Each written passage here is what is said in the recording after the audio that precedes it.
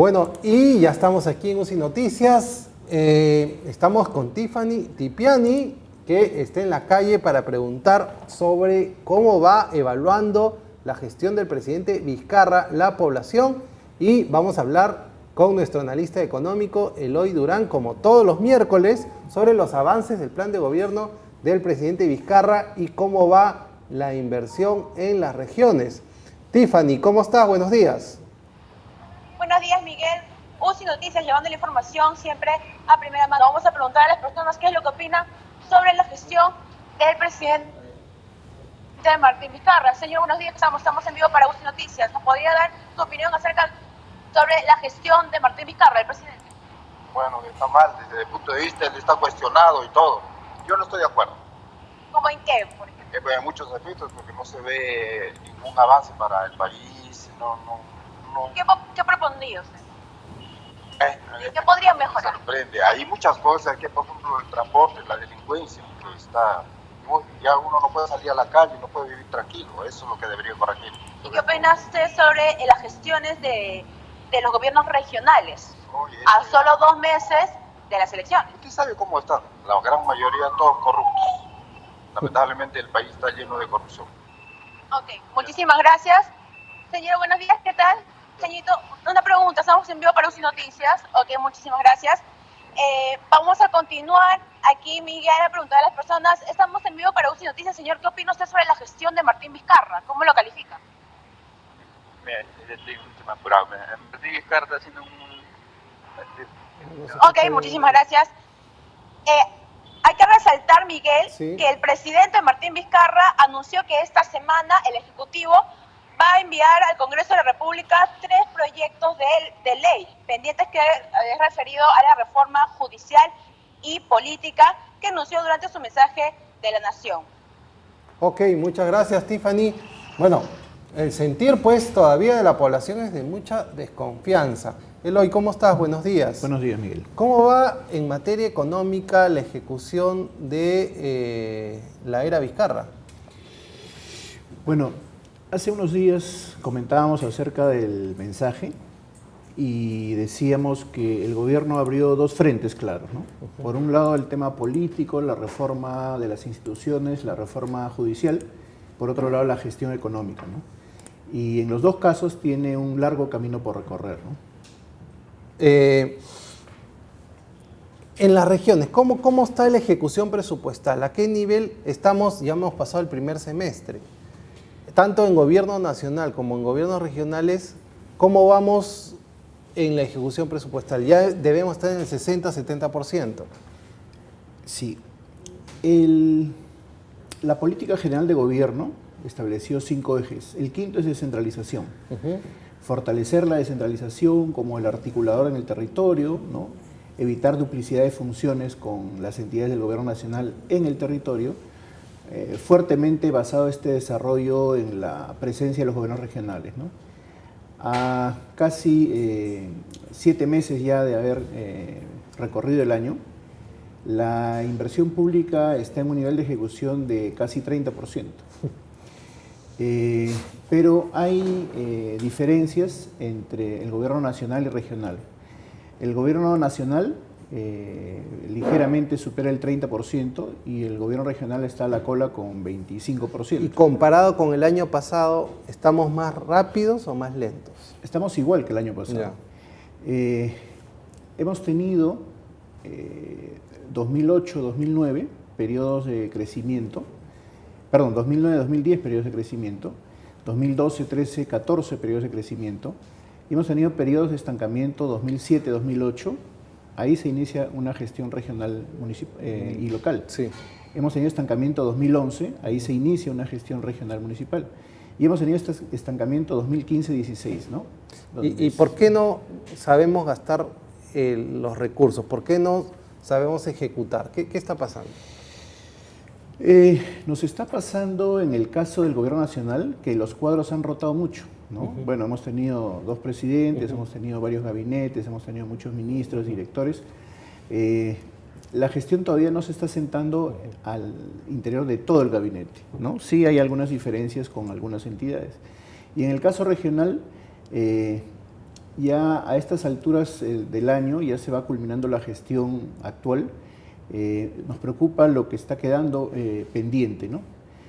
Mira, en el caso de los ministerios, han ejecutado 30%, pero 70% ya lo lanzaron a contrataciones. Ya. Y 60% ya está contratado. En el caso de los gobiernos regionales, solamente 60% se ha lanzado a contrataciones y se ha contratado 40%, ¿no? Si a este mes de agosto no llegamos a contratar el otro 60%, va a ser muy difícil que lo ejecutemos, ¿no? Y va a quedar como una tarea pendiente para la siguiente gestión. ¿A cuánto proyectas que debemos cerrar el año?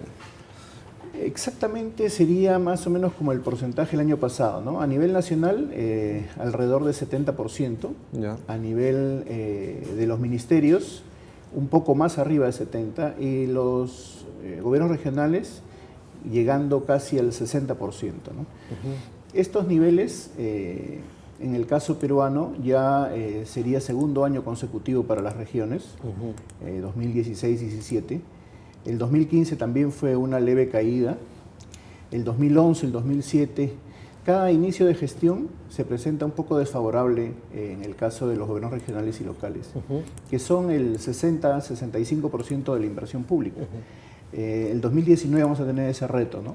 Ahí la tarea para el gobierno nacional es afiatar mejor sus cuadros para que compensen la caída que va a haber en la inversión regional y local, ¿no? Este tema de la no reelección de autoridades municipales, me hablas de que de repente el problema es la alta rotación. Ahora se viene una rotación de gobernadores, se viene una rotación de municipios. Es decir, el 2019 prácticamente se va a repetir la situación en la que estamos.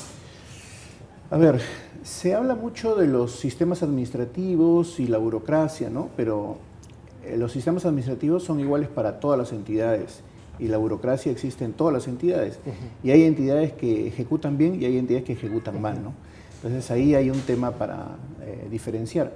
Y el otro es que se habla mucho de la alta rotación, ¿no? En el sector privado suele haber más rotación que en el sector público. Sin embargo, la memoria institucional, las directivas, los procesos no se pierden en el sector privado. En el sector público sí, ¿no? Cada uno que pasa por la entidad se lleva el conocimiento y el que viene no lo tiene a la mano y demora, digamos, entre 6 y 9 meses para ponerse a punto. Y este tema de la corrupción, ¿qué porcentaje de este presupuesto se lleva? ¿Más o menos lo tienes identificado? Mira, tenemos en la gestión regional, sobre todo, un grupo de proyectos que no ha avanzado todavía significativamente, ¿no? Hablamos en términos de monto, pero son los proyectos más grandes, ¿no? Y son los que estuvieron vinculados a casos de corrupción, o las empresas vinculadas a casos de corrupción. Por ejemplo, el Hospital Lorena en Cusco, ¿no?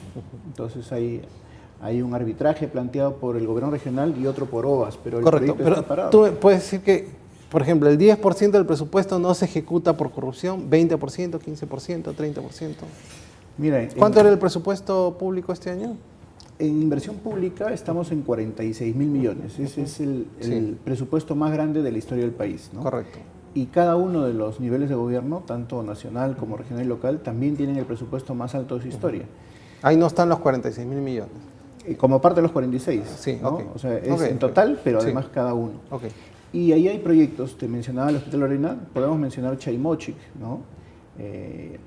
Podemos mencionar también uno que tuvo problemas hace unos años, Alto Piura, en Piura, proyectos que se fueron quedando porque las empresas no respondieron a las expectativas. Hay proyectos básicos. Ayer estuve en Ica y no está la autopista. Sí. Impresionante, o sea, no han cumplido el cronograma, no han cumplido con nada. Encima la autopista se convierte después en un solo carril. No te estoy hablando de ida y vuelta, un solo carril. Hay que hacer esperar a un sector para entrar a Paracas y otro sector se detiene para parar. Eso pasa en la costa, eso pasa a 200 kilómetros de Lima. ¿Qué pasa al interior del país? Debe pasar algo similar, pero ahí ya no podríamos enfocar en el tema en la parte de la corrupción, ¿no? Ya ahí podríamos enfocar en la parte de la gestión. Capacidad y haces. Mira, ¿La culpa de quién es? ¿Es del MEF? del contratista del Ministerio de Transportes. Sí, ese proyecto está pensado hace ya 15 años. Ese proyecto fue exonerado del SNIP por el presidente García en el 2010-11, ¿no? Estamos hablando de hace 9 años, 8 años. Ese proyecto no avanzó, a pesar de que está exonerado del SNIP, porque faltaba hacer la segunda calzada. Tenía problemas de solución de interferencias. Ese proyecto, hacia finales del gobierno de Humala, fue destrabado, ¿no? Entonces ya tenemos 2 años, digamos, listos para correr, y el avance todavía no es el que se espera, ¿no? Y como ese hay algunos otros proyectos, ¿no? Por ejemplo, tenemos ministerios que tienen proyectos importantes, algunos con endeudamiento, ¿no? Pero no avanzan, ¿no? Temas de trabajo, temas de producción. El Fondo Monetario nos hace una proyección de 3.7, 4 más o menos que acabamos el año. A ojo de economista del MEF y de observador del proceso económico del Perú, ¿en cuánto crees que cerremos este año? Bueno, yo creo que va a ser 3.5, 3.4, ¿no? Las proyecciones ahora más serias están en 3.6, 3.8. Lo que pasa es que todavía no damos el salto. Y nos hemos metido un freno porque hemos también puesto otro tema sobre el tapete, que es la reforma institucional, ¿no? Ojo, el fondo los analistas hablaban de una banda, ¿no? De entre 3 y 4%, ¿no? Si la gestión no la hacemos bien, vamos a estar cerca de 3. Si ¿Qué destrabarías en el MEF?